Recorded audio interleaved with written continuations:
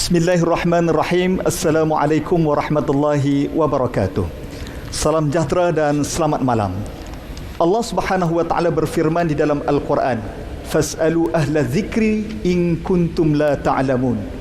Maka bertanyalah kepada orang-orang berilmu jika kamu tidak mengetahuinya. Atas semangat inilah kami bawakan secara langsung kepada anda Wacana Ilmu, Forum Perdana Ehwal Islam yang bersiaran secara langsung dari Masjid Putrajaya. Sejak COVID-19 lahir di Wuhan, China, dan ia mula membiak ke seluruh negara menjadi pandemik termasuk negara kita Malaysia.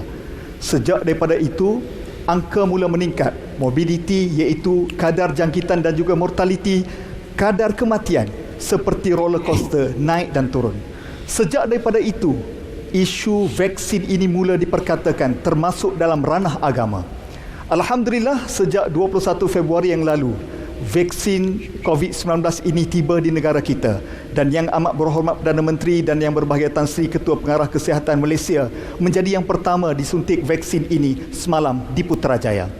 Seperti ada sinar di hujung lorong, namun ada segelintir masyarakat yang sengaja menimbulkan resah, membangkitkan rasa takut dan ragu di kalangan masyarakat, sehingga merisaukan baik Pak Long yang ada di Kedah maupun Mokda yang ada di Terengganu ataupun Pak Utih di Melaka, yang mula bertanya, halal ke? Tak bahaya ke? Semuanya ini kami akan rungkaikan pada malam ini dalam durasi perbincangan 1 jam 30 minit. Saya jemput seisi keluarga berada di hadapan TV. Bukakan minda anda, hati nurani anda untuk mendengar perbincangan pada malam ini. Untuk mengetahui suluhan forum perdana malam ini, segmen bingkisan sedia kami paparkan. Forum perdana khas yang bersejarah pada malam ini dianjurkan oleh JAKIM dan RTM dan dibawakan oleh Bank Islam Malaysia Berhad. Saya pada malam ini tidak kesorangan, saya ditemani oleh rakan pengacara yang akan mengemukakan soalan-soalan netizen berkaitan dengan vaksin ini untuk dibawa dalam perbincangan malam ini. Saya bersama dengan sahabat saya Ustaz Rizal. Apa khabar Ustaz? Baik, Assalamualaikum. Alhamdulillah sihat Ustaz Riri. Sesungguhnya Ustaz Riri malam ini sejarah tercipta. Kerana sebelum ini pastinya penonton kita menyaksikan hanya lebih kurang 2 atau 3 orang saja panelis yang berada di pentas Forum Perdana Islam.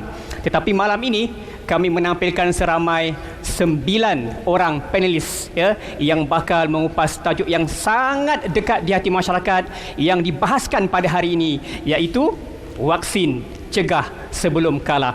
Baik, untuk makluman penonton, pada malam ini kita perkenalkan 9 panelis yang bakal mengupas topik perbincangan pada malam ini, yang berkongsi pandangan, memberikan nasihat dan maklumat bermanfaat untuk anda seisi keluarga. Panelis pertama, kita berkenalan dengan Yang Berhormat Senator Datuk Dr. Zulkifli bin Muhammad Al-Bakri, Menteri di Jabatan Perdana Menteri Hal Ehwal Agama. Selamat datang Yang Berhormat Datuk. Selamat datang. Terima kasih. Panelis yang kedua, yang berbahagia Datuk Wan Zahidi Wanteh, Pengurusi Muzakarah MKI. Juga selamat datang Datuk. Selamat datang. Panelis kita yang ketiga ialah yang berusaha Sahibus Samahah Dr. Luqman bin Haji Abdullah, Mufti Wilayah Persekutuan. Selamat datang Datuk. Terima kasih. Panelis kita yang keempat ialah yang berbahagia Sahibus Samahah Profesor Madya Datuk Arif Perkasa, Dr. Muhammad Asri bin Zainul Abidin, Mufti Negeri Perlis. Selamat datang Datuk. Terima kasih. Seterusnya panelis kita yang kelima, yang berbahagia Datuk Dr. Hisham Shah bin Muhammad Ibrahim, Timbalan Ketua Pengarah Kesihatan, Penyelidikan dan Sokongan Teknikal. Selamat datang juga kepada Datuk. Kita berkenalan dengan panelis kita yang keenam, yang berbahagia Sahibus Samahah Datuk Dr. Haji Anhar bin Haji Opir, Timbalan Mufti Negeri Selangor. Assalamualaikum Datuk. Juga selamat datang kita ucapkan. Ahlan. Seterusnya panelis kita yang ketujuh, yang berbahagia Saudara Haji Firdaus Wong Wai Hung selaku pendakwah di negara kita. Apa khabar bro? Sihat Alhamdulillah. Alhamdulillah. Baik, berbaju hitam hari ini. Itu semangat Cina kah? Yes. Semangat wajah. Terima kasih. Juga panelis kita yang ke-8 ialah yang berbahagia Profesor Madya Datuk Dr. Haji Muhammad Izhar Arif bin Muhammad Kashim, Pensyarah Kanan Universiti Kebangsaan Malaysia. Assalamualaikum Datuk Doktor. Waalaikumsalam warahmatullahi. Selamat datang juga ke Forum Perdana pada malam ini. Dan panelis kita yang seterusnya, yang ke-9, yang berbahagia Dr. Suhazli bin Abdullah, pakar perubatan keluarga yang bertugas di Klinik Kesihatan Tengkawan Hulu Terengganu. Assalamualaikum Doktor. Waalaikumsalam warahmatullahi. Jauh datang ke sini Alhamdulillah. untuk memberi maklumat bermanfaat kepada anda seisi keluarga. Baiklah, sidang penonton yang dimuliakan, 9 panelis telah pun kita kenali dan pastinya 90 minit bakal ke udara. Pelbagai maklumat akan dikongsikan kepada anda semua. Jadi saya serahkan kepada Yang Berbahagia Ustaz Hariri untuk meneruskan perbincangan pada malam ini. Silakan. Terima kasih Ustaz Rizal. Baik, saya nak mulakan perbincangan kita malam ini dengan Yang Berbahagia Ustaz bersama Datuk Dr. Lokman terlebih dahulu untuk memulakan perbincangan munakasyah kita malam ini. Kalau kita lihat dalam lembaran sejarah Islam, wabak ini bukan perkara baru yang berlaku dalam tamadun manusia. Antaranya tahun ke-8 Hijri pernah berlaku Ta'un Amwas pada Khalifah Umar Ibn Khattab. Kemudian pada tahun 1300 pernah berlaku di Timur Tengah yang dikenali sebagai Al-Mautul Aswad. Dan apabila kita rujuk kepada pandemik yang berlaku ini, soalan saya adalah, apa pendirian Islam kepada wabak penyakit berjangkit? Dan sekiranya pernah berlaku zaman Khalifah Islam, apa kaedah pemimpin Islam pada waktu itu untuk menangani wabak penyakit ini? Silakan Doktor. Bismillahirrahmanirrahim. Alhamdulillah wassalatu wassalamu ala Rasulillah. Saya terus kepada persoalan yang diajukan kepada saya lah. Mengenai wabak berjangkit ini, sebagaimana yang disebutkan tadilah, memang pada zaman sahabat Rasulullah SAW pernah berlaku yang disebut Ta'un Amwas. Mungkin daripada peristiwa ini boleh kita ambil satu pengajaran yang sangat bermanfaat untuk kita jadikan panduan dalam kes kita pada hari ini. Dalam kes Ta'un Amwas itu, apabila Sayyidina Umar radhiyallahu anhu menuju ke satu tempat di Syam dalam perjalanan, maka diberitahu di kawasan itu ada penyakit ta'un. Lalu diberitahu kepada Sayyidina Umar, seorang sahabat, maklumkan ada hadis Rasulullah SAW yang mengatakan, apabila kamu iza sami'tum bi ardin, bila kamu dengar di tempat itu ada ta'un, maka jangan kamu masuk ke dalamnya. Dan sekiranya kamu berada di situ, jangan kamu keluar daripada tempat itu. Ini satu pengajaran dan satu panduan untuk kita jadikan panduan dalam kita menghadapi pandemik COVID-19 sekarang ini. Ini mungkin kita sama dengan apa yang kita lakukan sebagai kuarantin ataupun larangan rentas sempadan, larangan rentas negeri. Dia merujuk kepada penjagaan kita daripada turut terkena dengan penyakit berkenaan. Dan dalam hadis lain, Rasulullah SAW banyak mengajar kita, sebagaimana disebut, wafirra minal juzam, kamu lari daripada penyakit kusta, kama tafirru minal asad, sebenarnya kamu lari daripada singa. Jadi ini hadis-hadis yang merujukkan kepada kita, memang penyakit berjangkit ini perlu kita elakkan dengan cara tertentu.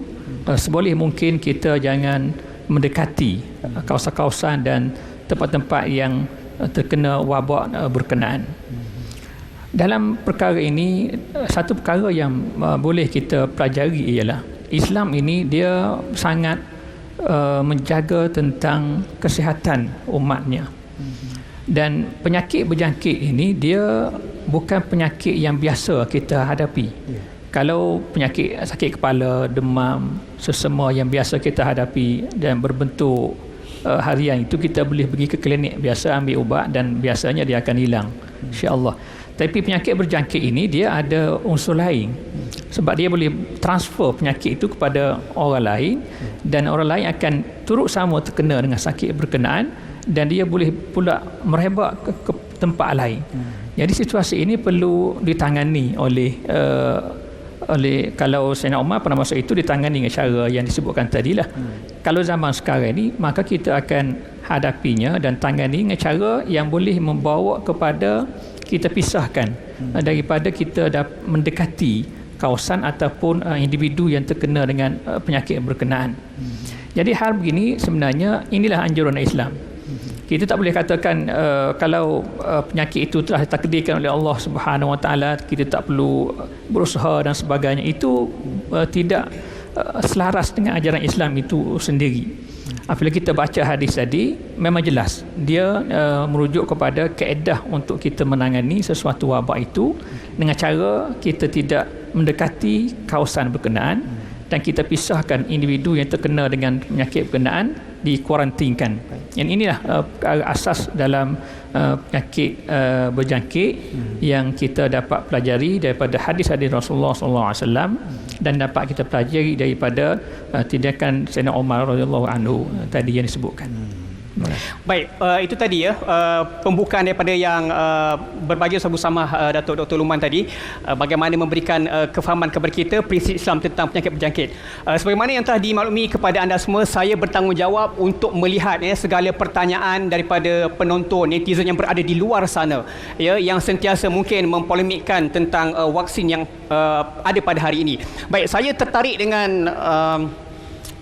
komen ataupun pendapat daripada Syahir Azwender ini.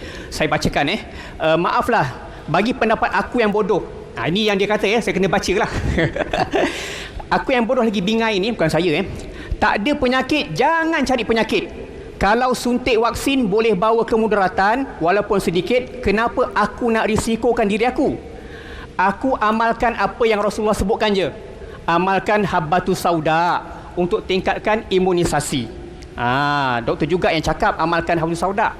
Jadi saya nak tanya yang berbagi Datuk Dr. Mazhar, macam mana ni doktor? Pokda, mokda, pokcik, mokcik dah makan habbatus sauda, baik belakang. Macam mana ni Datuk? Terima kasih.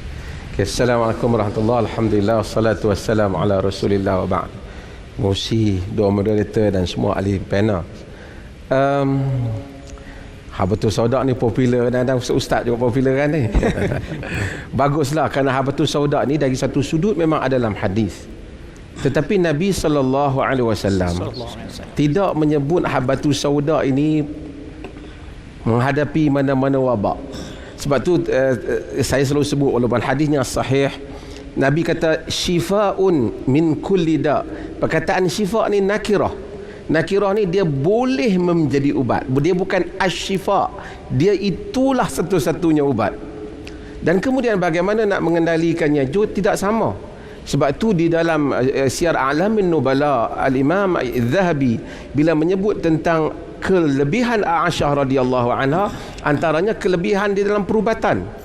Bila ditanya Aisyah radhiyallahu anha, walaupun riwayat ni ada sedikit irsal yang diriwayatkan juga Imam Ahmad dalam Musnad, ditanya Aisyah, daripada mana ilmu perubatan kau dapat? Kata Aisyah radhiyallahu anha, kerana Nabi itu sakit pada akhir hayatnya. Wufudul Arab, perwakilan-perwakilan Arab yang datang mengajar bahan-bahan perubatan dan aku orang yang membancuhnya.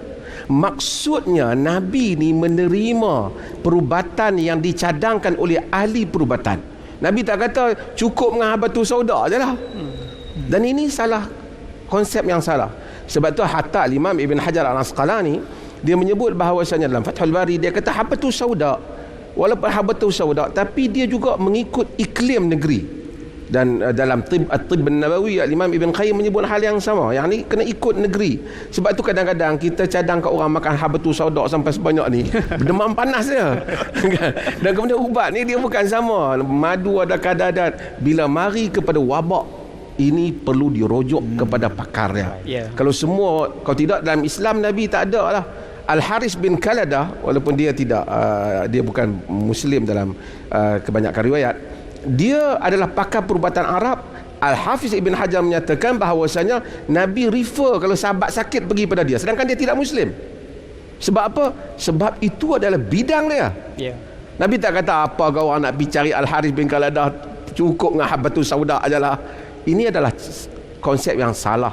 Sebab itu kita di JAKIM dulu kita ada bincang bahawasanya jenama-jenama makanan sunnah lah apa ni kadang-kadang disalahgunakan sehingga memberikan kita make people confused. Kita jadikan orang keliru tentang bahan-bahan ini. Lalu kemudian masalah dia sandar pula pada agama. Jadi tadi mak uda apa uda gitu ni kena hati-hati kerana salah guna hadis pada tidak pada tempatnya. Maknanya wabak penyakit ini dia ada ubat yang khusus. Dia mesti merujuk kepada ahli. Hatta Nabi merujuk kepada ahli apabila sakit. Nabi tak kata semua makan habatus sauda dengan air zam-zam dengan madu cukuplah. Kalau tidak tak berkembang dunia perubatan Islam. Bila Datuk Nazar sebutkan tadi tentang ahlinya, saya nak pergi kepada yang bagai Datuk Dr. Hisham Shah sebagai ahli dalam Kementerian Kesihatan Malaysia ini. Kalau kita tengok program imunisasi kebangsaan mula diperkenalkan sejak tahun 1950-an lagi. Ada macam-macam vaksin, antaranya saya pun ada ambil BCG, kemudian hepatitis B, ada golongan wanita rubella dan sebagainya. Cuma soalan saya, ada orang yang ambil vaksin sebelum dapat penyakit. Ada yang ambil vaksin selepas dapat penyakit, dan ramainya hanya ikut jadual yang dibekal oleh KKM. Kata orang kampung saya, dia kata tak usah duk tanya lah, doktor cocok lah. Cuma untuk bagi kefahaman yang mudah difahami oleh semua orang, mungkin Datuk boleh sebutkan apa itu vaksin dan bagaimana vaksin ini bertindak balas untuk mengekang penyakit-penyakit. Silakan Datuk. Ya, terima kasih Ustaz Hariri. Okay. Bismillahirrahmanirrahim. Jadi betul yang dikatakan bahawa kita telah memulakan program vaksinasi ini dah lama, sejak tahun 50-an lagi. Dan untuk mencegah penyakit berjangkit, memang vaksin ini merupakan satu kaedah yang begitu berkesan, ya. Sebab dari konsep perubatan kan, pencegahan tu lebih bagus daripada pengubatan itu sendiri. Sebab tu macam diceritakan oleh Sabi Samahah tadi, bahawa bila ada terjadi satu wabak, jadi yang utamanya mencegah daripada wabak itu merebak. Jadi kita jangan pergi ke tempat wabak, ataupun orang yang berada di tempat kawasan wabak itu jangan keluar daripada kawasan wabak itu. Jadi bertepatanlah dengan Kementerian Kesihatan, kita membuat perintah kawalan pergerakan, ya, itu mengawal wabak lah, ya. Jadi dari segi vaksin ini, kalau kita melihat kepada vaksin COVID-19 ni, ya, alhamdulillah saya tunjukkan di sini model 3D, virus yang kita tak bernampak, ya, tapi kita besarkan virus ini pada model 3D ini. Saiznya lebih kurang 100 nanometer saja. Kalau kita ambil sehelai rambut tu, kita hiris 1000, itulah saiz dia. Tetapi disebabkan oleh virus ini, dia telah menyebabkan kesengsaraan kepada seluruh dunia pada 1 tahun yang lepas ini. Makhluk ciptaan Allah dibenarkan untuk menyebabkan penyakit kepada kita. Jadi kita kena kenal apakah penyakit SARS-CoV-2 ni, penyakit COVID-19 ini. Kita kena tahu apakah pembawanya, apa penyebabnya. Ini dia, trigger D, dan kita dapat melihat melalui elektron mikroskop. Teknologi telah berkembang, kita dapat memahami bahawa SARS-CoV-2 ini mempunyai ciri-ciri yang unik, ya. Dia ada spike protein di atas ni, corona dia, dan spike protein ini dihasilkan oleh jujukan genetik di dalam virus itu sendiri. Jadi teknologi vaksin sekarang telah begitu canggih, di mana para penyelidik di dunia ini yang sepasang suami isteri daripada Turki, ya, Uhur Sahin dengan Ozlem Turasi, dan dengan kerjasama penyelidik-penyelidik di seluruh dunia yang lain, telah dapat membangunkan vaksin menggunakan platform yang kita panggil mRNA. Jadi ini mRNA ini merupakan model dalam jujukan genetik virus ini yang kita selaputi dengan lipid nanopartikel, dan itu merupakan vaksin yang kita telah perolehi alhamdulillah pada 21 hari bulan yang lepas, dan telah dilancarkan oleh Yang Amat Berhormat Perdana Menteri kita pada 24 hari bulan baru ini. Dan ini merupakan bagaimana badan kita dapat diajar ataupun dilatih untuk mengenal musuh kita ni, virus ini, ya. Jadi bila disuntik dengan vaksin ini, badan kita akan dapat mengenal spike protein virus ini. Jadi dia boleh mengenal menggunakan antibody yang dihasilkan oleh badan kita, ya. Kita tak boleh memberi virus ini kepada orang, jadi akan menyebabkan penyakit. Jadi apa kita buat, teknologi vaksin sekarang, kita mengambil jujukan genetik ini saja yang telah diselaputi, dimasukkan ke dalam badan, dan badan kita dapat menghasilkan antibody yang dapat mengenal virus ini sekiranya virus yang sebenar itu datang. Dan hasil daripada antibody dan juga daripada T cell dan B cell sistem pertahanan tubuh kita. Itu yang menyebabkan badan yang telah disuntik dengan vaksin COVID-19 ini dapat mencegah daripada berlakunya penyakit, insya-Allah, sekiranya virus itu mendatang kepada penerima vaksin itu. Itu konsep vaksin kepada COVID-19 ini. Masya Allah, begitu detail, terperinci dan sempurna penjelasan Datuk sebentar tadi. Macam mana Mokda, Pak Long semua boleh faham? Ramai yang dah mengangguk tu. InsyaAllah kita akan panjangkan lagi, banyak perbincangan-perbincangan yang lebih tirus kami akan bincangkan. Walau bagaimanapun kita akan berehat seketika kembali selepas ini. Baik, terima kasih kepada penonton yang terus setia bersama kami secara langsung Forum Perdana Ehwal Islam dari Dewan Solat Utama Masjid Putrajaya. Forum pada malam ini dianjurkan oleh JAKIM dengan kerjasama RTM yang dibawakan oleh Bank Islam Malaysia Berhad. Kita masih lagi membincangkan tajuk vaksin cegah sebelum kalah. Saya tertarik dengan komen daripada penonton di FB ini. Apa yang dia bagi tahu, aku tidak menolak vaksin dan aku juga bukan kumpulan anti vaksin, ya. Namun ini antara persoalan yang memerlukan jawapan konkret daripada kerajaan serta pihak berautoriti. Setakat ini jawapan kepada setiap persoalan adalah tidak. Nak jadi faham yang saya tengok cerita dekat sini, tuan-tuan puan-puan, netizen kita komplain, bila dah ada vaksin nanti yang dah disuntik tu, apakah kehidupan kita kembali normal?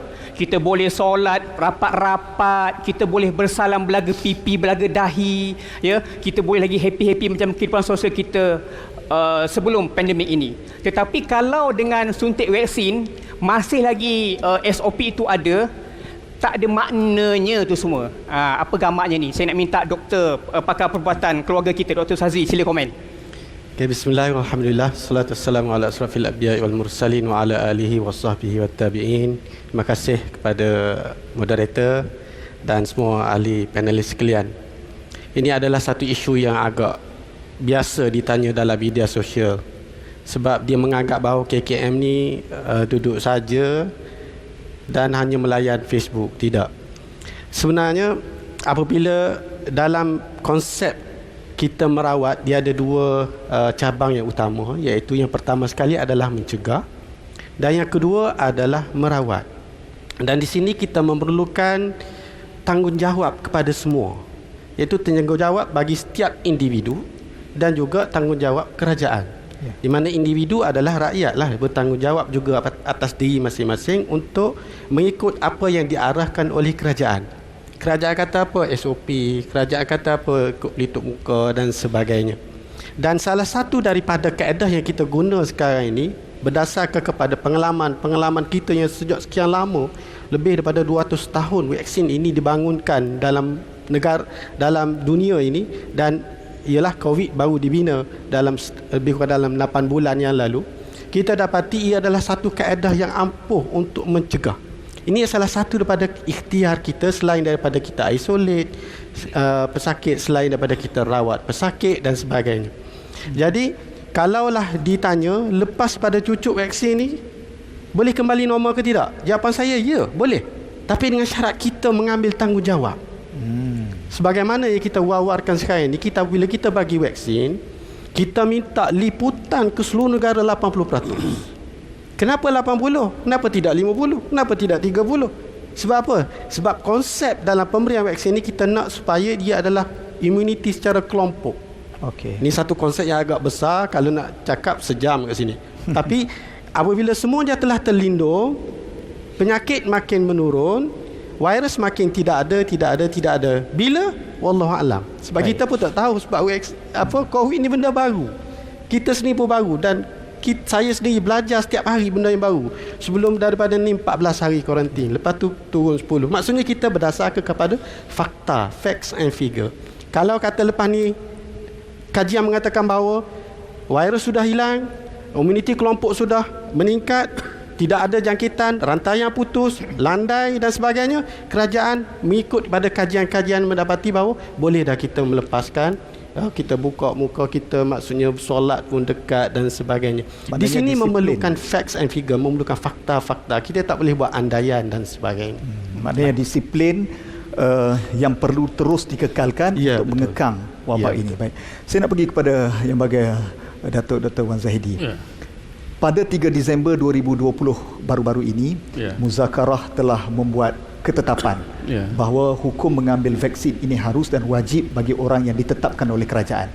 Soalan saya sebagai pengerusi jawatankuasa Muzakarah MKI, apa pertimbangan para mufti dan juga para saintis di dalam muzakarah tersebut dalam mengeluarkan ijtihad hukum ini? Datuk, silakan. Assalamualaikum warahmatullahi taala wabarakatuh.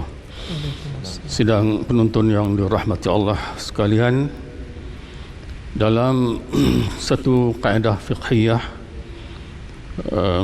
terdapat garis panduan yang jelas bagi tanggungjawab pemerintah. Iaitulah kaedah yang berbunyi tasarruful imam ala ra'iyah manutun bil maslahah. Tindakan pemerintah terhadap rakyatnya ialah mestilah berasaskan kepada maslahah atau kepentingan umum. Masalah dalam konteks ini ada dua segi. Pertamanya, jalbul manfaah, membawa perkara-perkara yang memberi manfaat kepada masyarakat, dan kedua, daf'ul mafsadah, menolak perkara-perkara yang merosakkan. Jadi dalam konteks ini kita lihat kerajaan telah mengambil berbagai tindakan seperti yang kita maklumi. Dan yang terakhir ialah vaksinasi yang hangat diperkatakan hari ini. Jadi ada dua segi soalan tadi. Pertama sekali, kita harus menggunakan vaksinasi ini, harus kita ambil keputusan. Ini berasaskan kepada suatu kaedah fiqhiyah yang ijma' ulama Syafi'i, iaitulah al-aslu fil asya' al-ibahah hatta yadulla dalil ala tahrim. Asal semua perkara itu harus sehinggalah wujud dalil yang menunjukkan haram. Dan kaedah ini dirumus oleh para ulama daripada dalil-dalil yang jelas pada Quran dan hadis. Jadi ini disebut dalam usul fiqh sebagai al-ibah al-asliyah. Jadi sesuatu kalau kita nak kata haram, mesti proof haram dulu.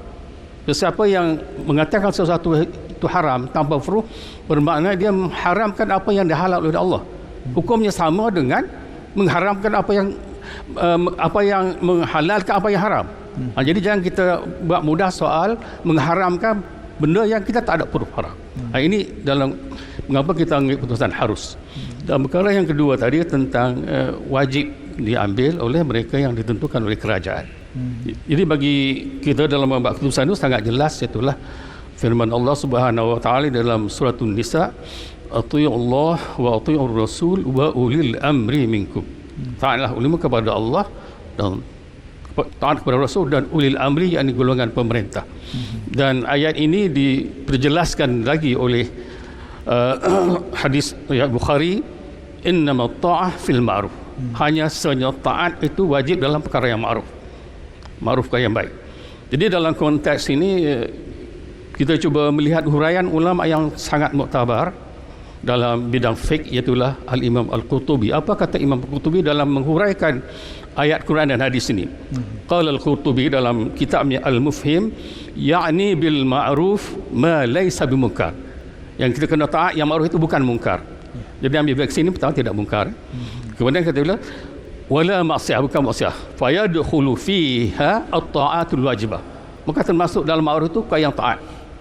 Itu kalau memanglah Allah mewajibkan, dan kalau pemerintah suruh wajib juga. At-ta'atul wajibah wal mandub ilaiha. Yang sunat pun kalau pemerintah suruh wajib kena buat. Wal mandub ilaiha wal umurul jaizah, perkara-perkara yang harus.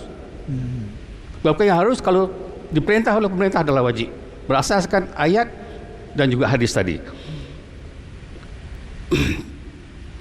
Falau amara bi jaizin nasara ta'atuhu fiha wajibah. Kalau pemerintah suruh kita buat benda yang harus, maka jadilah taatnya wajib. Rasakan ayat dan hadis tadi, wala ma halat mukhalafatu, dan saya tidak halal menyalahinya, yang haram. Jadi inilah asas yang kita muzakarah mengambil keputusan apa yang disebutkan tadi. Harus mengambil vaksin dan juga wajib bagi mereka yang ditentukan oleh pemerintah. Masya Allah, itu satu penjelasan yang cukup jelas. Hukum yang telah diputuskan oleh Muzakarah MKI. Baik, saya nak pergi kepada Profesor Madya Datuk Dr. Izan Arif di hujung sana. Petang tadi saya ada meneliti buku COVID dan Islam yang diterbitkan oleh UKM yang Datuk sendiri ada menulis di dalam makalah ini. Dapatan yang saya baca daripada buku ini, ada 3 faktor orang ragu-ragu dengan vaksin ini. Pertama, kerana status halalnya. Kedua, adakah selamat? Yang ketiga, kerancuan teori konspirasi. Teori konspirasi dan juga selamat kita akan bahagikan kepada panelis yang lain. Soal halal, Datuk boleh menjelaskan kepada kita, adakah vaksin COVID-19 ini betul-betul halal? Datuk. Bismillahirrahmanirrahim. Alhamdulillah wassalatu wassalamu ala Rasulillah wa ala alihi wa sahbihi ajma'in. Adinda saya, Ustaz Hariri, rakan-rakan panel, datuk-datuk, tuan-tuan perempuan, muslimin muslimat, para penonton yang dikasihi sekalian. Ini antara persoalan yang selalu orang ungkap, vaksin ni halal ke? Saya letak dalam Instagram, saya letak dalam Facebook, habis saya dengan saya didajalkan. Sedangkan benda ini perlu kepada kajian. Kami di UKM, kami dididik dengan kajian. Datuk Dr. Anha di UPSI dididik dengan kajian. Datuk Dr. Mazhar dididik dengan kajian dekat universiti. Datuk Wan Zaidi daripada UKM kemudian ke UIA, kami semua dididik dengan kajian. Datuk Dr. Lokman daripada UM dididik dengan kajian. Jadi kalau kita lihat dalam aspek nak menentukan suatu hukum tu halal atau haram, ada 3 perkara yang kita kena faham. Pertama, al-hillu at-tahlil wat-tahrimu haqqun lillahi azza wa jal. Nak halalkan satu perkara, nak haramkan satu perkara, hak Allah Ta'ala. Itu satu. Dan Allah bagi tahu, kalau ada masalah, kalau tak ada dalam Al-Quran, tak ada dalam sunnah Nabi, maka apa yang perlu kita buat? Fas'alu ahla dzikri in kuntum la ta'lamun. Maka balik kepada pakar. Nampak tak? Jadi makna konsep awal, apa-apa pun nak halalkan suatu perkara, mesti kena ada dalam Quran. Kalau tak ada dalam Quran, mesti kena rujuk pakar. Pakar yang tahu. Kalau nak haramkan suatu perkara yang telah dihalal pun, kena rujuk kepada Quran dan sunnah. Maknanya semua apa-apa pun mesti kena ada konsep. Itu yang pertama. Yang kedua, kita nak haramkan satu produk. Sebab kaedah jelas, al-aslu fil at'imati al-hillu. Asal pada setiap makanan itu adalah harus. Termasuklah vaksin, termasuklah kepenggunaan. Mudah cerita gitulah. Dan ini dipersetujui oleh keempat-empat mazhab. Mazhab Hanafi, Maliki, Syafi'i dan Hanbali. Dan perkara ini semua orang bersetuju. Hatta yadullu dalil ala tahrim, atau hatta yadullu dalil ala najasatiha, sehingga terdapat bukti yang mengatakan ia najis. Jadi macam mana nak tentukan suatu perkara tu daripada harus kepada najis? Pertama, ada tak sumber-sumber haiwan yang tak disembelih? Itu satu. Nombor 2, ada tak khinzir dalam tu? Saya alhamdulillah Allah bagi rezeki, Ustaz Hariri, mengkaji babi ni lebih 10 tahun dah. Sampai orang kata ustaz ni ustaz babi. Tapi saya tak malu sebab saya mengkaji DNA babi. PhD saya dalam DNA babi, dalam produk, dalam isu-isu semasa, dalam produk-produk makanan, dalam produk haiwan, dalam produk apa nama, pelik-pelik lah tuan-tuan perempuan. Zaman saya kaji lain, sekarang dah jadi lain pula dah. Macam-macam. Dia teknologi sangat laju. Sama macam Datuk Hisham sebut, teknologi sangat laju. Saya banyak buat kajian dengan orang-orang perubatan. Saya sangat hormat orang perubatan. Dia orang ni tak boleh cakap sembang kosong. Makan habatus sauda 3 tan sihat, mana boleh. Orang perubatan dia akan tengok berapa kadar, berapa. Mesti kena lihat kepada apa? Yang nombor 2 tadi, kena tengok ada tak babi kat situ. Dia orang duk kata konspirasi ni ada babi, ada DNA babi, ada lemak babi. Nombor 2, kalau ada baru boleh jadi najis. Nombor 3, kalau ada bahan-bahan yang boleh mendatangkan mudarat, iaitu bahan-bahan kimia yang boleh datangkan mudarat. So ada 3 yang boleh menyebabkan ia jadi haram. Maka masuklah perkara yang ketiga yang saya katakan tadi, yang terakhir. Konklusinya, nak tentukan hukum vaksin tu haram, yang asalnya harus, bak kata Datuk Wan Zaidi tadi, hukum asalnya harus. Nak kata haram, pertama, ada tak sumber-sumber daripada haiwan yang tak disembelih? KKM dah maklum bahawa tidak ada sumber daripada haiwan. Terbatal satu perkara. Yang kedua, orang duk kata ustaz, kata kaji babi dekat UKM, dalam ni ada babi ustaz. Baik, saya kata kalau betul ada babi, sila buktikan. Saya akan bawa masuk ke lab dekat UKM, bawa pergi kat KKM, kata ni ada babi, cuba cek pada kata tak. Depa kata kalau KKM kata tak ada, pharmaceutical kata tak ada, kita nak kata ada, masalah lah. Saya tanya awak kaji kat mana? Saya kaji dalam Facebook. Wabillahi taufiq lah. Maka nombor 2, tak ada. KKM kata tak ada daripada khinzir. Nombor 3, ada tak sumber yang boleh mendatangkan mudarat? Bahan-bahan kimia yang boleh merosakkan, boleh mendatangkan apa ni, boleh. Saya baru dengar tadi Datuk, dia orang kata siapa yang ambil vaksin ni, DNA kita akan berubah. Masya Allah.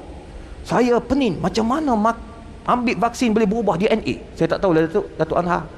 Jadi maknanya boleh rosakkan kita punya dalaman. KKM dah buktikan, kajian dibuat di luar negara juga membuktikan tidak berlaku kemudaratan. Jadi oleh demikian, jangan khawatir, kita pegang apa yang telah difatwakan oleh mufti-mufti ni. Ni semua orang susah-susah tuan-tuan. Saya dah bentang depan dia orang beberapa tajuk kertas kerja, sangat syadid. Dia orang ni semua jenis orang tanya soalan. Jadi tuan-tuan dan puan, baliklah kepada asas. Bila mufti dah kata halal, halal lah. KKM dah kata haruslah. Wallahu a'lam. Ulang sekali lagi Datuk. Vaksin halal?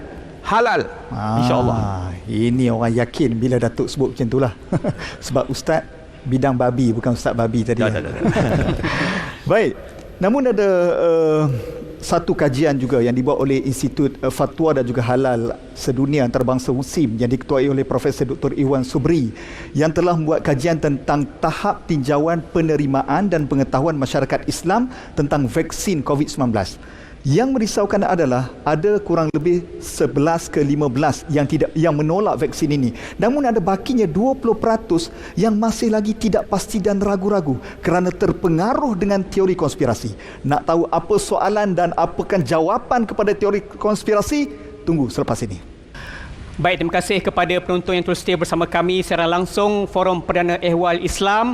Pada malam ini khas kami bersiaran 1 jam 30 minit untuk memberi kefahaman kepada anda. Kita bawakan tajuk vaksin cegah sebelum kalah. Forum yang dianjurkan oleh JAKIM dengan kerjasama RTM juga Bank Islam Malaysia Berhad. InsyaAllah banyak yang akan dikongsikan kepada kita pada malam ini. Ya, kita berhadapan dengan kelompok ataupun kumpulan yang dikatakan sebagai kelompok anti vaksin, ya, yang cuba mempengaruhi minda masyarakat di luar sana. Kita akan terus berbincang.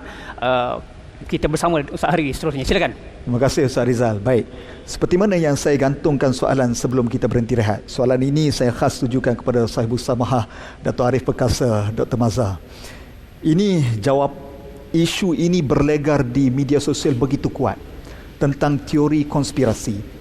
Ia mula diolah dengan fakta, analisa sains, video, gambar dan ditambah dengan nas dalil agama. Antaranya dikaitkan dengan dalil Dajjal ini menjadi cecair sebelum dibunuh yang dikatakan inilah cecair vaksin yang akan masuk dalam tubuh badan manusia. Kadang-kadang mengarut, tapi ini sedang bermain dan juga mempengaruhi golongan atas pagar. Datuk, apa hujah balas Datuk kepada teori konspirasi ini? Silakan. Terima kasih pengungsi dan sidang penonton sekalian. Yang pertamanya, kita ada dua keadaan. Satu ialah realiti. Realiti yang kita lihat sekarang, 100 juta lebih orang kena COVID. Tak apalah kita kata itu dakwaan, tapi 2.5 juta manusia mati. Di Malaysia pun 1,000 lebih mati. Dan kita tahu ada adik-beradik kita mati, kaum keluarga mati, kawan kita mati. Ini benda real, betul berlaku. Satu lagi ialah andaian. Arab panggil mu'amarah, nazariyatul mu'amarah, conspiracy theory. Yang mana ini mungkin satu perancangan. Jangan main. Ini satu fakta yang telah berdiri. Kita perlu lagakan dia dengan satu andaian.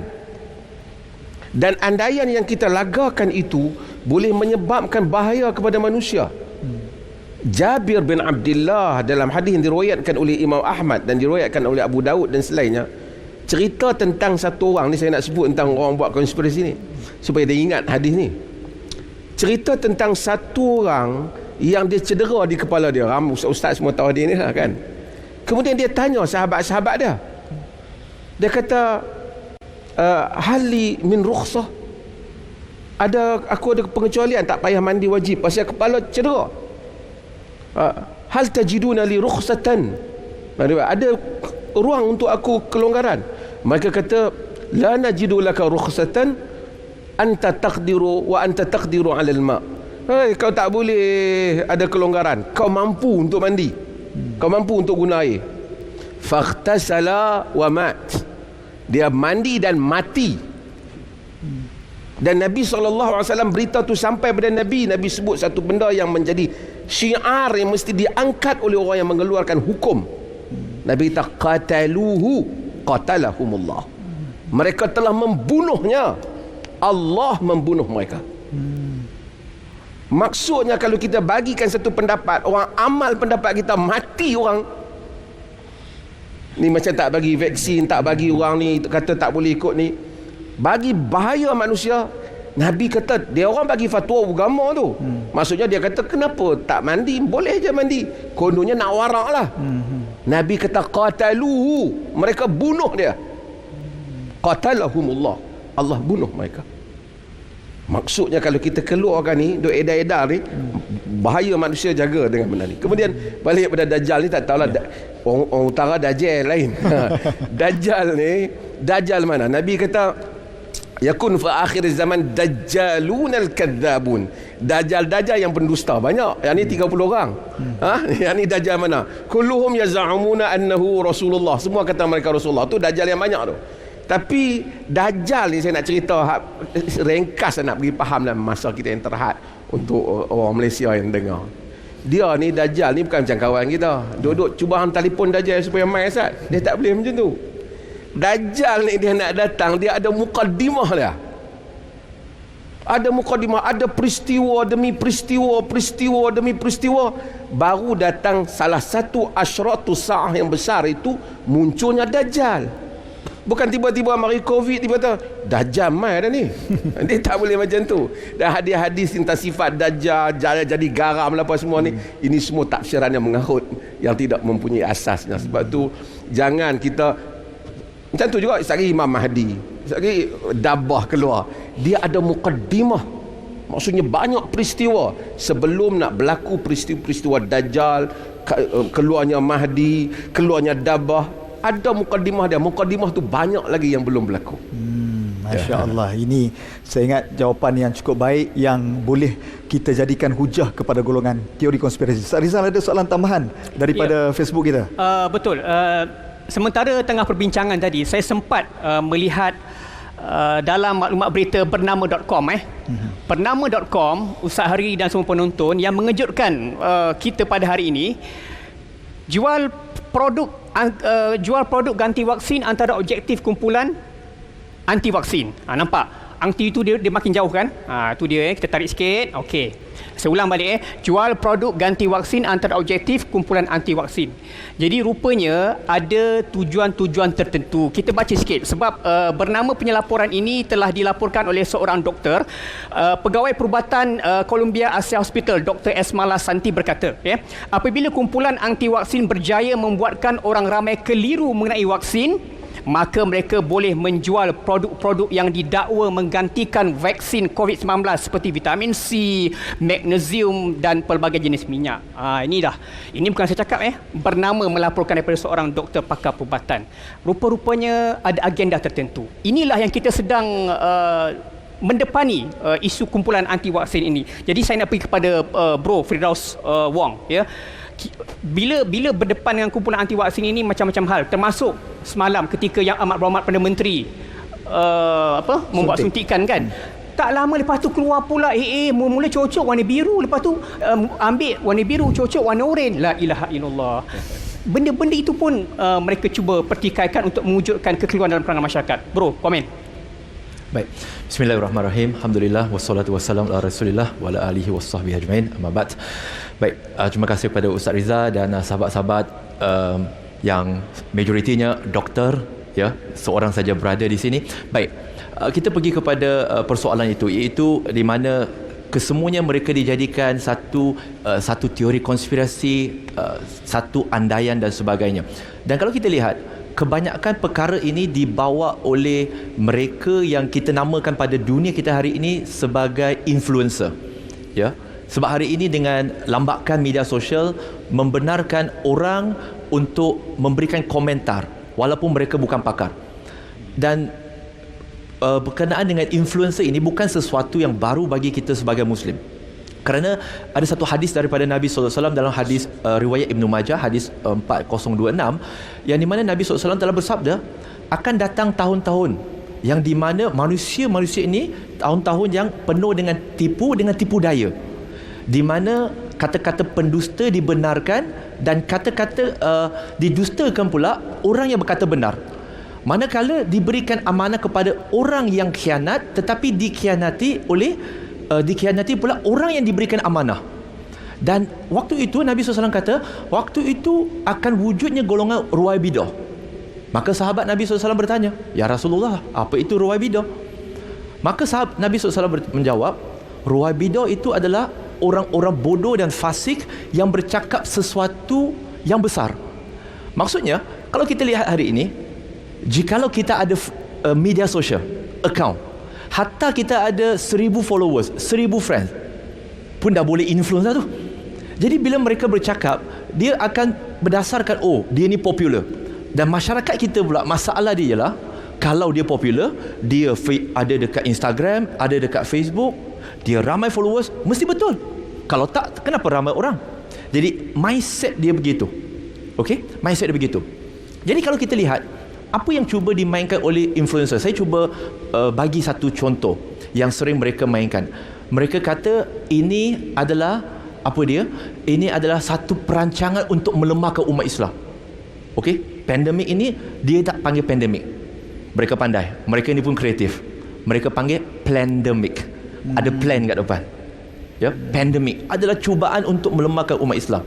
Okey, sesuatu yang unik tentang agama kita ini, dia adalah bersandarkan kepada dalil. Qul hatu burhanakum in kuntum shadiqin. No dalil, no talk.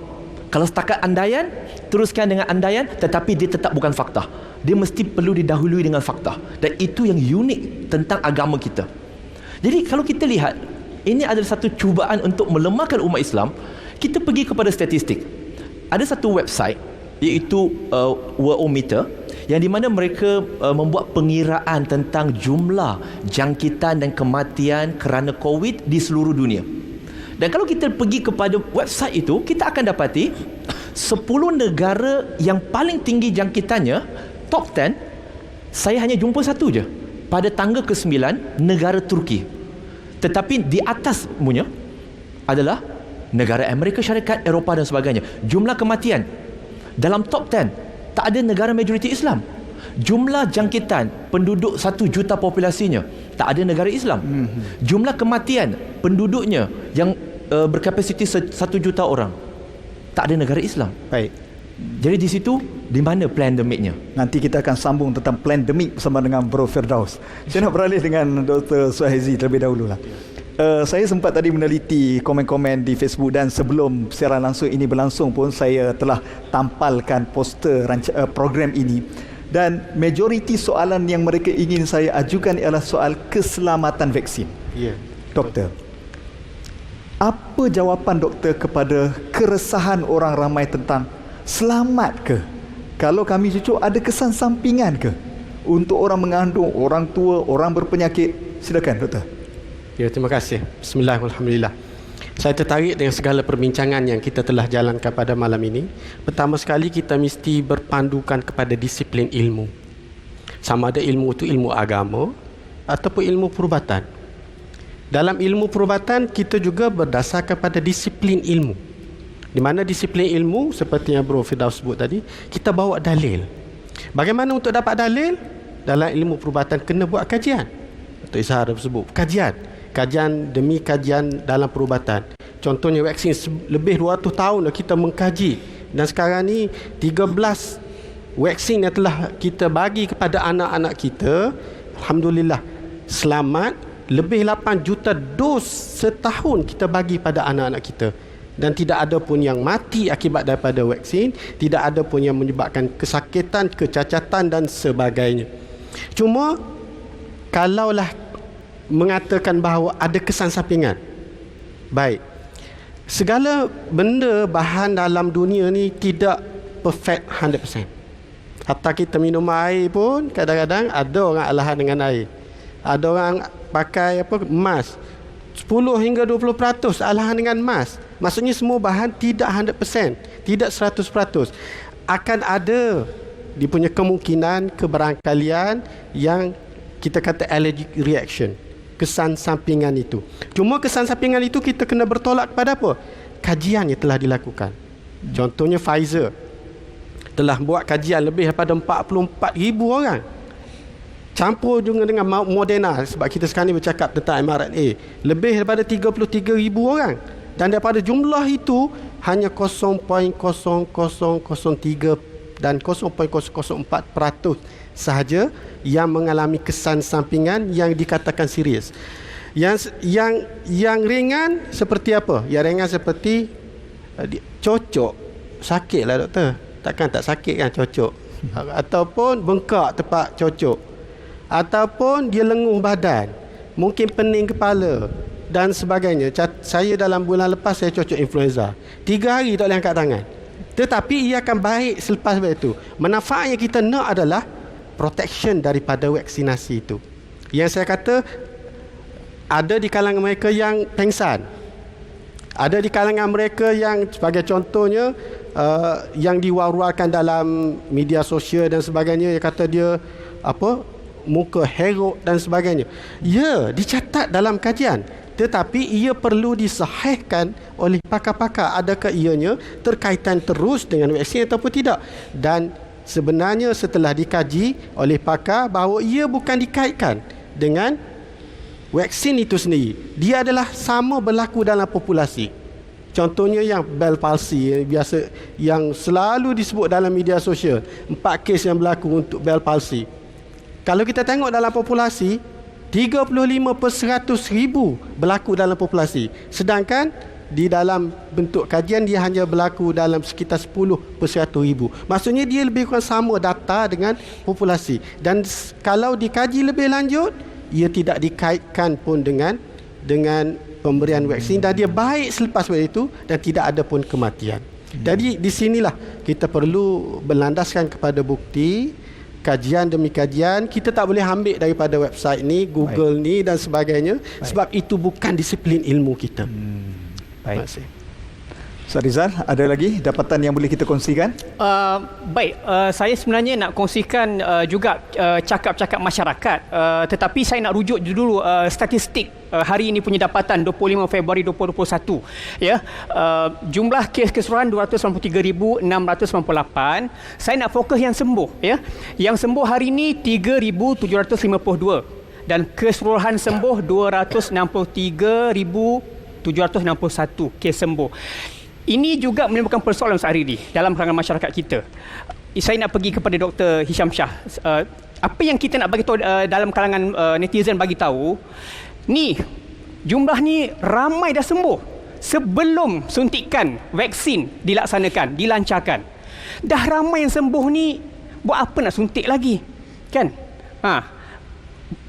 Kenapa kita nak buang duit duk suntik sedangkan dah ada yang sembuh?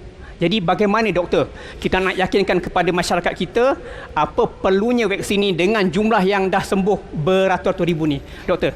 Sebelum doktor menjawab itu, kita akan berhenti rehat seketika. Kembali selepas ini. Nantikan jawapan. Kita bagi reda dulu.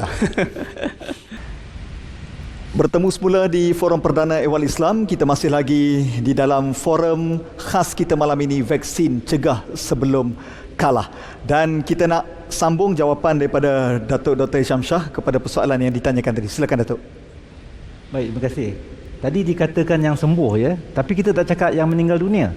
1,100 orang meninggal dunia. Ramai itu di Malaysia, tapi di seluruh dunia seperti mana yang dikatakan oleh Sahabat Semaha Mufti Perlis tadi, lebih daripada 2.5 juta yang telah meninggal dunia.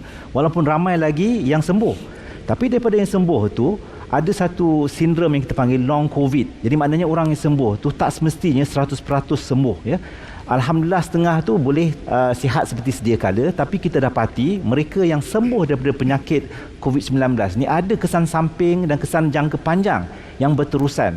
Maknanya selepas mereka keluar daripada hospital, mereka masih lagi perlu untuk mendapatkan rawatan. Ini merupakan bahana daripada penyakit COVID-19 ini ya. Jadi apa yang kita cuba nak tekankan di sini, semua orang perlu mendapat vaksinasi supaya mereka tidak terdedah kepada jangkitan kuman ini. Jadi kalau kita kata kita boleh sembuh, tapi mana kita tahu kita boleh sembuh? Kalau orang yang dihinggapi virus ini, kalau dia merupakan daripada golongan yang berisiko tinggi, maknanya daripada warga emas ataupun bagi mereka yang ada penyakit darah tinggi, kencing manis, penyakit kronik dan sebagainya, mereka merupakan golongan rentan, maknanya orang yang susceptible untuk mendapat jangkitan COVID-19 dan akhirnya akan menyebabkan komplikasi dan kematian ya. Itu satu ya. Jadi bagi mereka yang sembuh, dari kajian kita yang telah kita laksanakan di Malaysia sendiri, ada satu golongan yang kita dapat melihat kepada antibody mereka selepas mereka sembuh. Kita dapati paras antibody mereka ini menurun selepas beberapa minggu dan kadang-kadang lebih kurang berapa 2 bulan, 3 bulan. Kalau kita periksa tubuh badan mereka, paras antibody mereka sudah menurun. Jadi maknanya walaupun kita sembuh, dalam negara kita 263,761 dah sembuh ya. Hari ini 3,752 sudah sembuh. Tapi jika kita lihat, kita pantau, kita periksa mereka dalam masa 2 bulan, 3 bulan, kita akan dapati paras antibody mereka telah rendah. Jadi maknanya mereka masih lagi berpeluang untuk dijangkiti pada kali kedua. Jadi ketahanan imuniti akibat daripada jangkitan COVID-19 ini secara natural tidak tahan lama. Itu daripada pandangan kita lah ya. Dan kita berdasarkan daripada penyakit coronavirus yang dulu, kita akan dapati mereka boleh mendapat jangkitan ini berulang-ulang. Jadi bagi mereka yang telah menghidapi penyakit SARS-CoV ini, mereka ini pun disarankan selepas mereka sembuh diberi vaksinasi, kerana kita nak pastikan bahawa paras antibody mereka akan kekal lebih lama dan dapat mencegah mereka daripada mendapat jangkitan pada masa depan. Kita cuba ikhtiar kita ya. Bagi mereka yang tidak mendapat jangkitan COVID-19 ini, kita sarankan mereka mendapatkan 2 dos vaksinasi. Satu, dos pengenalan, yang keduanya merupakan dos booster untuk mengukuhkan lagi memory ataupun ingatan tubuh badan kita terhadap virus ini supaya mereka dapat mendapat antibody, paras antibody yang dapat mencegah mereka daripada mendapat jangkitan pada masa akan datang ya. Itu dia punya strategi vaksinasi. Baik. Itu satu penjelasan yang cukup ringkas dan padat diberikan. Saya nak bagi pada saya bersama Dr. Anha. Lama menunggu. Saya pernah berkongsi maklumat tentang kenyataan pejabat mufti wilayah, kemudian tentang bahan bacaan daripada yang berhormat menteri kepada grup WhatsApp yang saya adalah, daripada tadika sampailah macam-macam kan. Tapi mereka ni suka berkongsi dengan dapatan yang mereka dapat daripada blog, daripada Facebook, yang tak tahu daripada mana. Jadi mungkin nasihat daripada yang bagi Datuk Doktor kepada masyarakat dengan keadaan dunia hari ini, macam mana mereka nak saring maklumat supaya mereka dapat maklumat yang tepat dan betul, dan yang paling penting adalah dapat selamatkan diri mereka daripada terjumus lembah bahaya. Silakan Datuk. Bismillahirrahmanirrahim. Assalamualaikum warahmatullahi wabarakatuh. Alhamdulillah wassalatu wassalamu ala Rasulillah sallallahu alaihi wasallam wa ala alihi wa sahbihi ajma'in. Amma ba'd. Terima kasih pada tuan moderator, asatizah ahli panel yang saya hormati, tuan-tuan dan puan-puan sekalian yang dirahmati oleh Allah Subhanahu wa taala sekalian. Setiap hari kita dapat berita.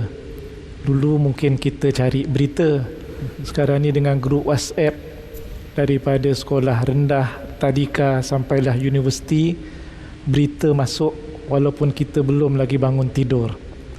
Islam mengajar kita supaya tabayyun dan tathabbut, iaitu kita selidik dan kita pastikan berita yang sampai kepada kita. Tuan-tuan dan puan-puan sekalian, dalam surah Al-Hujurat, Allah Subhanahu wa taala berfirman, a'udzubillahi minasyaitonirrajim, ya ayyuhalladzina amanu in ja'akum fasiqun binaba'in fatabayyanu an tusibu qauman bijahalatin fatusbihu ala ma fa'altum nadimin. Wahai orang-orang yang beriman, apabila seorang yang fasik datang membawa satu berita, satu cerita, satu khabar, fatabayyanu, maka selidiklah. supaya kamu tidak menimpakan kepada satu kaum dengan sebab kejahilan dan tidak tahu perkara yang sebenar, sehingga selepas itu kamu akan menyesal. Ayat ini turun sebagaimana yang dinaqalkan oleh Imam At-Tabari kepada seorang lelaki yang dihantar oleh Nabi SAW ke satu perkampungan, iaitu Al-Walid ibn Uqbah bin Abi Mu'ayt. Tak sempat sampai berita sampai di tempat orang yang dia nak tuju, tiba-tiba baliklah wakil utusan Nabi SAW ini dan cerita kepada Nabi bahawa mereka datang nak menyerang, mereka nak membunuh. Lalu mereka pun kejar sahabat Nabi ini yang dihantar oleh Nabi SAW. Rupa-rupanya Nabi persiapkan apa-apa yang patut untuk dilakukan untuk berhadapan dengan kumpulan ini. Lalu turunlah ayat ini. Sebenarnya ia menegur kepada Walid pada masa yang sama, mengajak kepada kita supaya tabayyun dan juga tathabbut.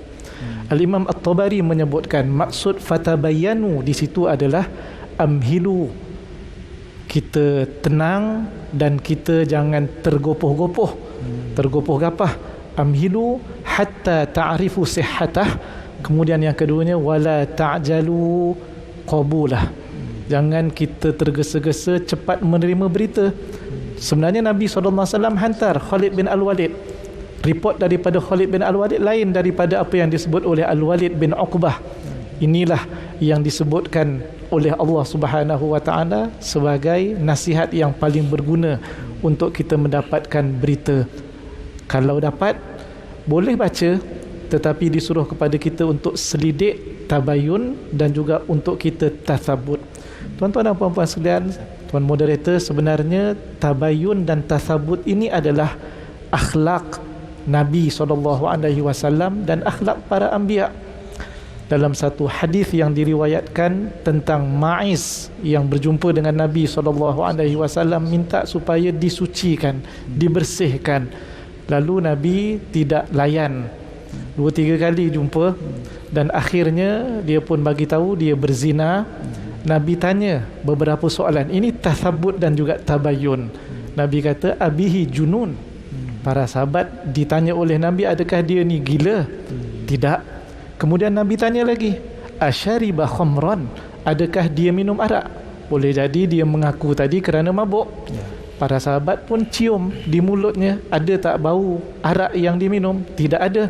Kemudian barulah Nabi tanya, azanaita, adakah engkau berzina? Ini soalan-soalan Nabi SAW ini begitu penting untuk kita analisis cara kita tathabut dan juga tabayun. Masuk berita dalam grup WhatsApp kita, kita tanya, dapat daripada mana? Mungkin kita tanya juga, betul ke apa yang disampaikan ni? Kadang-kadang kita pelik. Orang-orang yang dia nak sebarkan berita ini, dia gunakan intro yang kita pun nampak macam okey, sebab dia kata apa? Mohon pencerahan. So waktu dia mohon pencerahan tu, tak cerah dah semua. Semua dah jadi gelap dah berita yang dimasukkan.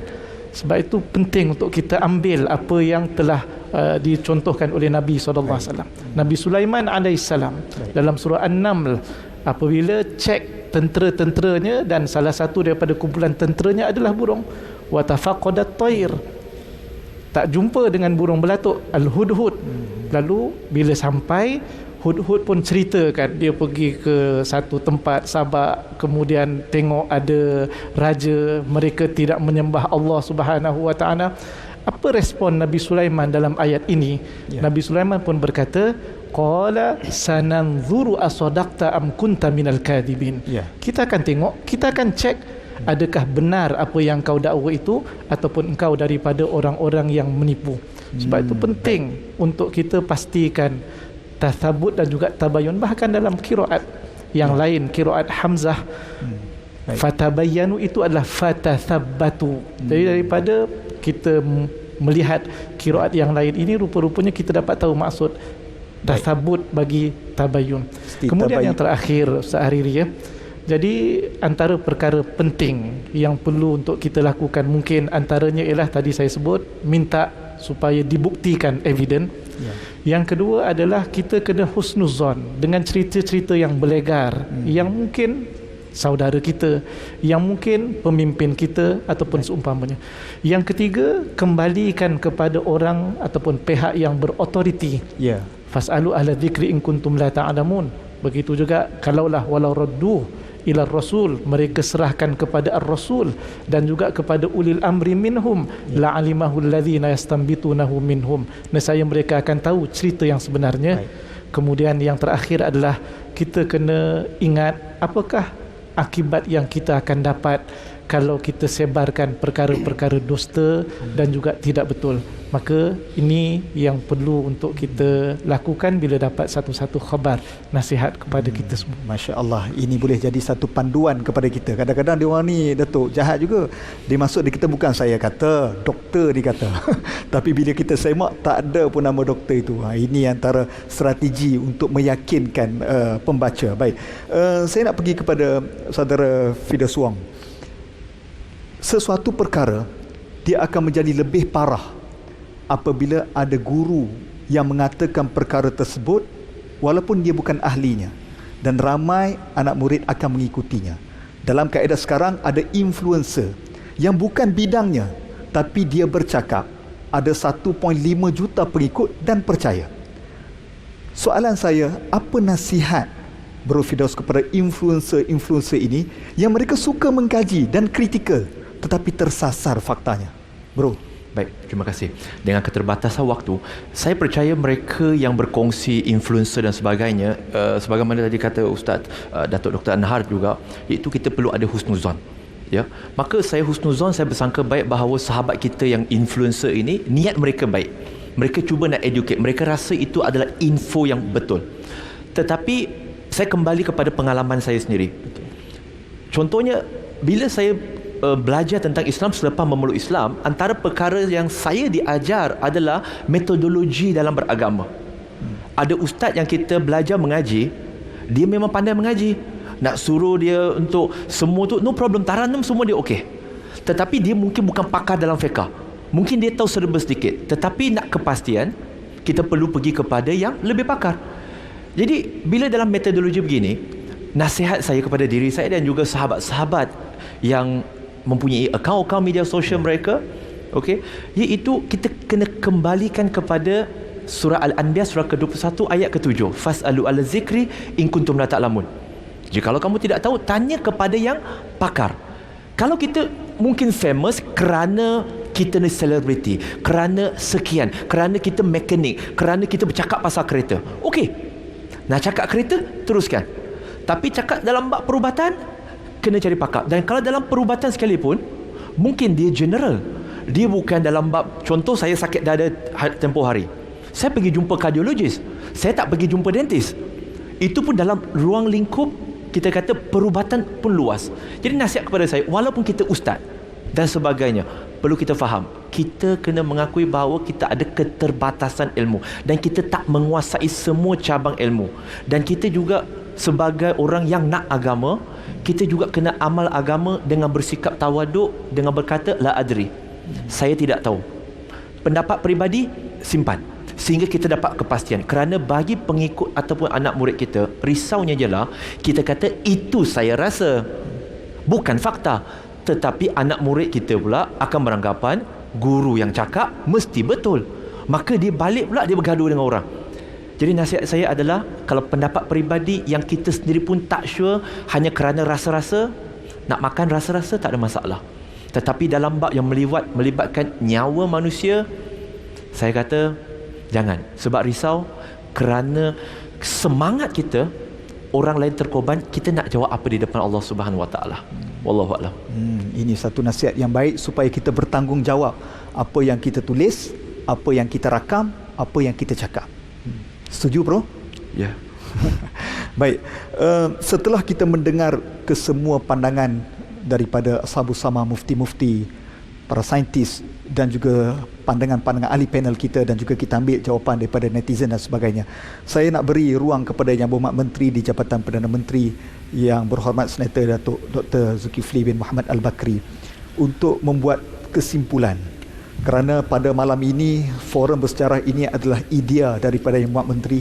Tentu sekali ada perkara yang sangat penting untuk disampaikan kepada rakyat dan masyarakat supaya memahami vaksin dalam perspektif Islam. Silakan Yang Berhormat Menteri. Okey, terima kasih. Assalamualaikum warahmatullahi wabarakatuh. Alhamdulillah wassalatu wassalamu ala Rasulillah wa ala alihi wa sahbihi wa mawalah amma ba'.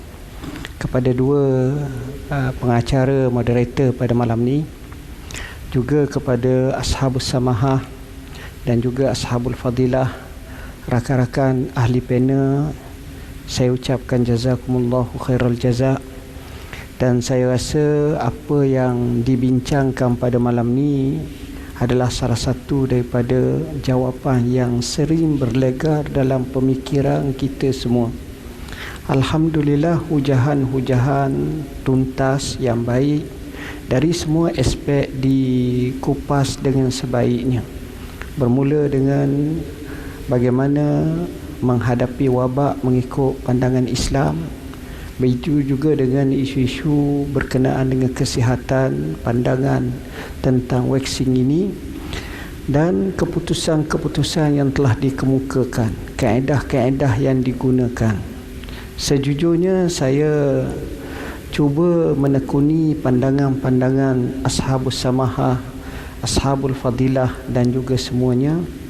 Saya katakan bahawa kalaulah disebut tidak akan berhimpun pada umatku dalam kesesatan, maka seolah-olah ia adalah muktamad dan ia adalah ini yang biasa kita fahami.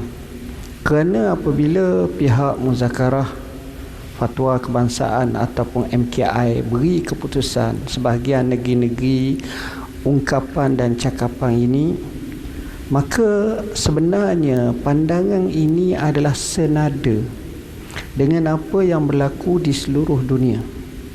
Saya secara peribadi menulis surat kepada Syekhul Azhar dan dia buat satu perbincangan dalam Jabhah Kibar Ulama Azhar.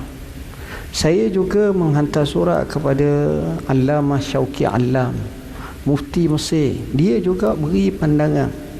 Saya juga hantar surat kepada Allamah Syekh Abdullah bin Bayyah, juga buat satu perbincangan khusus dan keluarkan fatwa, dan ada beberapa lagi.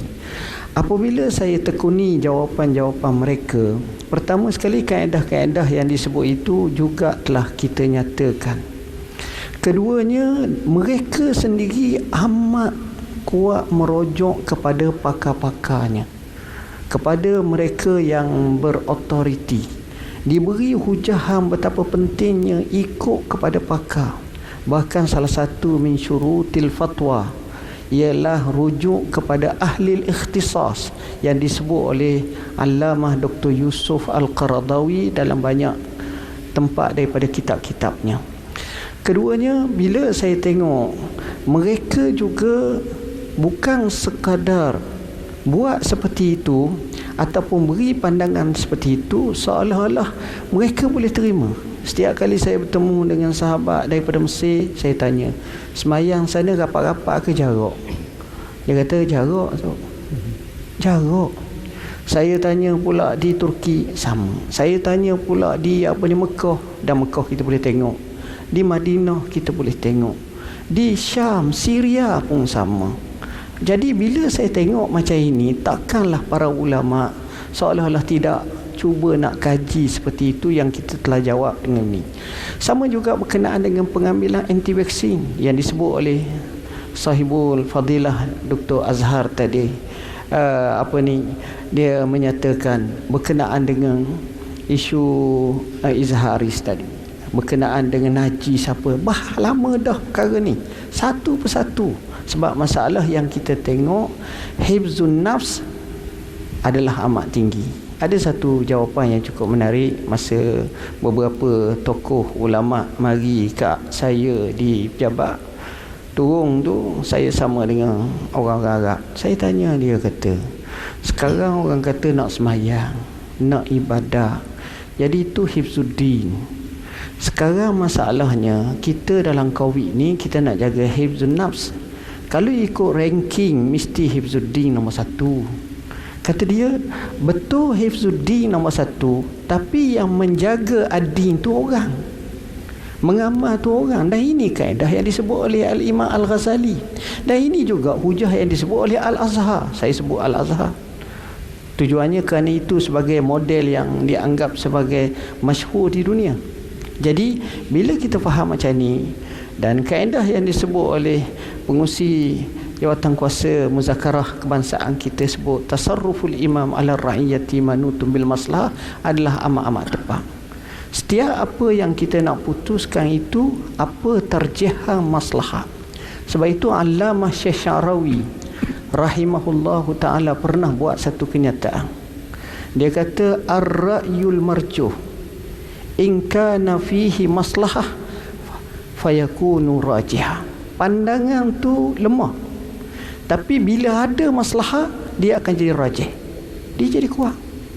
Jadi perkara macam ni kita tengok apa yang disebut oleh para doktor kita, tokoh kita, sahibus samahah, semua sekali ini saya boleh kesimpulkan bahawa sebenarnya niat kita tidak ada apa kecuali kita mahu semua rakyat Malaysia sihat.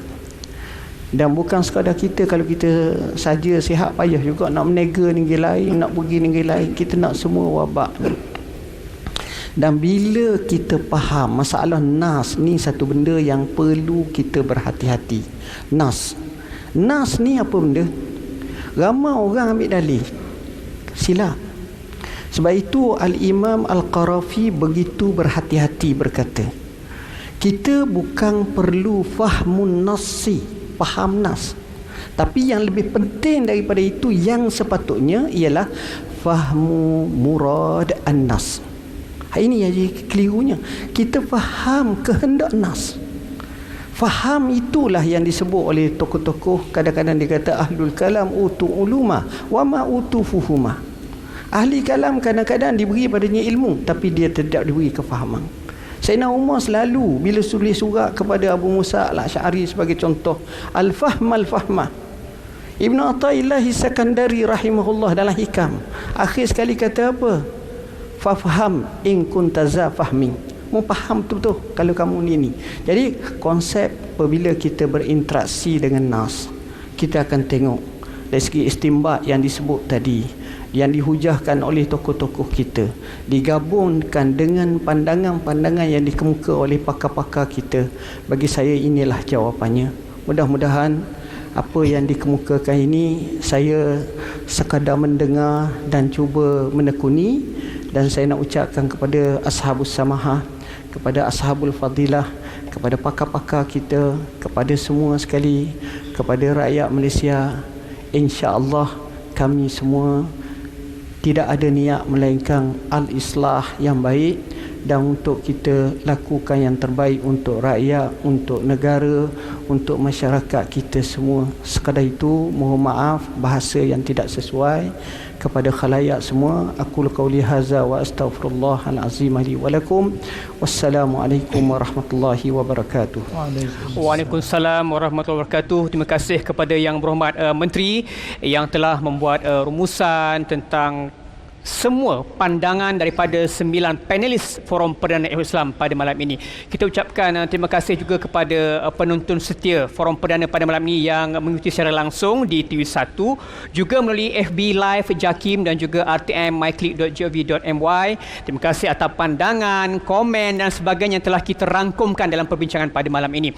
Namun kita nak maklumkan juga kepada penonton, boleh dapatkan pelbagai maklumat tentang COVID, program imunisasi daripada sumber maklumat yang tepat dan dipercayai. Contohnya pejabat menteri di Jabatan Perdana Menteri ada terbitkan Al-Bayan ya, yang baru saja siri 7 dan siri 8 berkenaan dengan vaksin. Pelbagai maklumat, pelbagai pendedahan tentang vaksin yang telah diterangkan, boleh kita ambil panduan dalam kehidupan seharian kita tentang isu COVID-19. Ustaz Hariri. Baik, para hadirin yang dihormati sekalian, durasi 90 minit sudah sampai melabuhkan tirainya. Daripada isu Islam dan wabak penyakit, sampailah kepada isu yang berlega dalam teori konspirasi di media sosial telah dijawab oleh ashabus samahah, ashabul fadilah dan pakar-pakar yang bersidang pada hari ini. Semua persoalan ini telah dijawab. Sekarang sampai kepada kita. Bagi masyarakat, marilah kita mengambil tanggungjawab untuk kita mendapatkan vaksin imunisasi ini menerusi aplikasi MySejahtera. Daftar sekarang. Bagi asatizah influencer, marilah kita bersatu untuk memberi penerangan kepada rakyat dan masyarakat supaya memahami vaksin dalam kacamata yang sebenar dan tidak bercanggah dengan hukum agama. Dan marilah kita semua berdoa, mudah-mudahan kita, negara kita dan masyarakat kita akan terhindar daripada wabak pandemik yang sudah setahun lebih kita terpenjara dengan wabak pandemik ini. Semuanya di tangan kita. No one is safe until everyone is safe. Tidak ada seorang yang selamat melainkan semuanya selamat. Terima kasih kepada anda yang menonton kami dari jam 9 malam hingga ke 10.30 ini. Teruskan menonton. Yang bagi mereka menonton di live FB, kongsikan kepada rakan-rakan anda, tag teman-teman anda maupun ahli keluarga anda supaya lebih menjalar maklumat ini ke seluruh negara. Terima kasih ucapkan kepada semua kru penerbitan, 5 buah kamera, 30 kru penerbitan yang telah menjayakan program secara langsung Forum Perdana Ehwal Islam khas pada malam ini. Saya Ustaz Hariri dan Ustaz Rizal mengundurkan diri. Terima kasih kepada semua. Kita jumpa lagi. Assalamualaikum warahmatullahi wabarakatuh.